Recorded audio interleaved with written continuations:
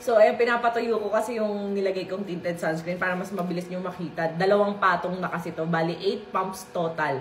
So, ito is available sa link in bio. Rosemary Cagliaco Premium Tinted Sunscreen. I-check out nyo na agad. Sabi niya, sige po ma'am, na-convince mo na ako na iwan ko na yung brand na ginagamit ko. Try ko po yung tinted sunscreen mo. Pag uwi ko ng Pinas, yan ang gagamitin ko. Ayan, grabe kasi kahit sa ibang bansa, diba? May pagkamainit talaga. Kaya kailangan nyo talaga din ng sunscreen na SPF 70. Yes, PA++++ pa. Ayan o, tingnan nyo guys, natutuyo na siya. Ang dami ko kasing nilagay, kaya in-electric fan na natin para mabilis siyang matuyo. Oh. Grabe guys, oh, wala siyang kalagkit-lagkit. Sobrang smooth, parang sobrang lightweight na parang wala kang nilagay.